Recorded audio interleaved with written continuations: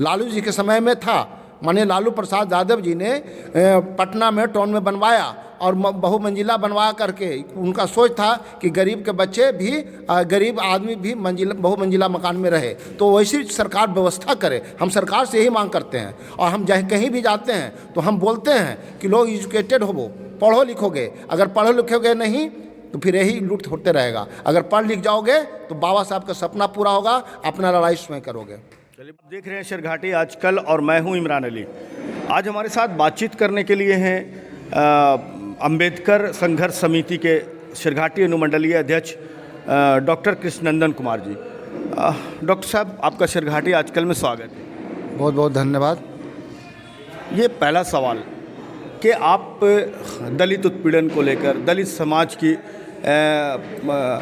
प्रगति को लेकर संघर्ष करते हैं, लेकिन एक चीज़ें शेरघाटी में मुझे दिखती हैं, वो ये कि नगर परिषद के जो कर्मचारी हैं, सफाई कर्मी हैं, वो नदी के किनारे रहते हैं। बरसात आए तो उनका घर डूब जाए, बारिश हो तो उनका घर टूट जाए, सर्दी आए तो तेज़ सर्दी उनको झेलना पड़े, गर्मी आए तो तपती धूप में वो रेगिस्तान में रहते हैं, बालू के किनारे रहते हैं।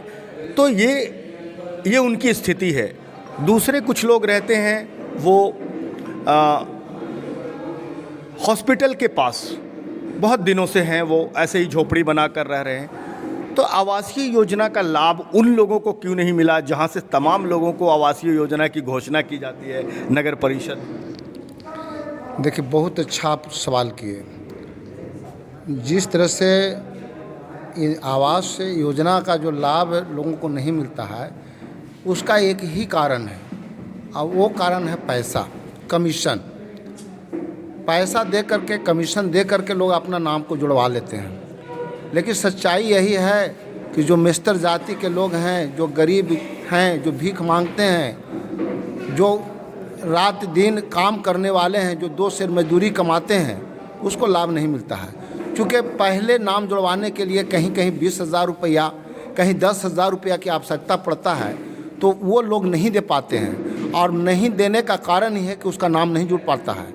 और इसके लिए हमारा जो जनप्रतिनिधि हैं, उससे लेकर के प्रशासन तक, अफसर तक के सब दोषी हैं। चूँकि निचले स्तर से ही लोग को कहा जाता है कि आप पैसा तहसील करके यहाँ दीजिए हमको, तब नाम जुटेगा। और जब नाम जुट जाता है, जिसको नाम जुट जाता है उसको पैसा मिलता है, और जिसको नाम नहीं जुटता है उसका नहीं मिलता है। नहीं, मैं ये कहना चाहूँगा कि वहाँ से नगर परिषद से ही आवास योजना दी जाती है, तो क्या जो दलित संगठन हैं उनकी पीड़ा को मैंने कई बार उनसे बात किया था। उनको शौचालय की सुविधा नहीं है, उनको पानी की सुविधा नहीं है, बहुत संकट में वो रहते हैं, लेकिन उनके लिए कोई आगे नहीं आता है कि आखिर उनको आवास योजना का लाभ। अभी बहुमंजिला मकान बनाने की सरकार की योजना आ रही है कि दलित जो हैं या कमज़ोर वर्ग के लोग हैं, उनके लिए बहुमंजिला इमारतें बनाई जाएंगी और उसमें उनको जगह दी जाएगी। तो क्या कदम उठाया जाएगा इसको लेकर? देखिए, शहरी क्षेत्र में नहीं है, देहाती क्षेत्र में भी है। जो अत्यंत गरीब लोग हैं, मुसहर जाति के लोग हैं, जिसको आज तक नहीं आवास मिला है, आवास योजना का लाभ आज तक मिलवे नहीं किया है। ये शहरी क्षेत्र के लोग जो हैं, उसको तो मिलता, अगर मिल भी जाता है तो वो बना नहीं पाते हैं। और उसका एक ही कारण हम लोग में भी कमी है, दलित लोग में, महादलित लोग में भी कमी है। वो क्या करते हैं, पैसा के दूसरे मद में खर्चा कर देते हैं। बहुत से शराब पीते हैं, बहुत से जुआ खेलते हैं, बहुत से बीमारी में लगा देते हैं, तो बहुत से अनेक कामों में लगा देते हैं और अपना आवास नहीं बना पाते हैं। अगर जिनको नहीं जुटा है, उसके लिए हमने बोला कि सबसे पहला, अभी हम फिर वही आ रहे हैं टॉपिक पे कि एजुकेशन की कमी है। अगर जिस दिन उसका एजुकेशन हो जाएगा तो अपना आवास भी बनाएगा, और सबसे पहले वो बाथरूम जो होता है, लैट्रिन, वो बनाएगा। चूँकि सबसे इतना सरकार पैसा खर्चा करती है दलितों के नाम पर, लेकिन लूट हो जाता है, और उसका लूटने वाला जनप्रतिनिधि से लेकर के अफसर तक हैं।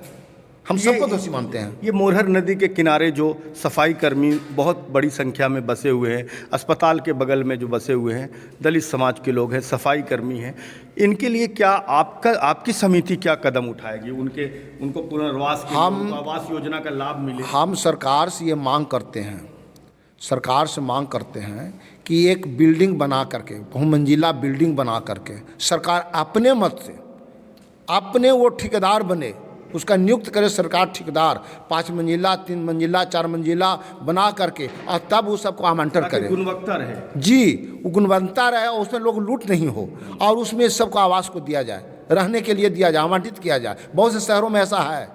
लालू जी के समय में था, माननीय लालू प्रसाद यादव जी ने पटना में टाउन में बनवाया और बहुमंजिला बनवा करके, उनका सोच था कि गरीब के बच्चे भी, गरीब आदमी भी बहुमंजिला मकान में रहे। तो वैसी सरकार व्यवस्था करे, हम सरकार से यही मांग करते हैं। और हम जहाँ कहीं भी जाते हैं तो हम बोलते हैं कि लोग एजुकेटेड हो, पढ़ो लिखोगे। अगर पढ़ो लिखोगे नहीं तो फिर यही लूट होते रहेगा। अगर पढ़ लिख जाओगे तो बाबा साहब का सपना पूरा होगा, अपना लड़ाई स्वयं करोगे।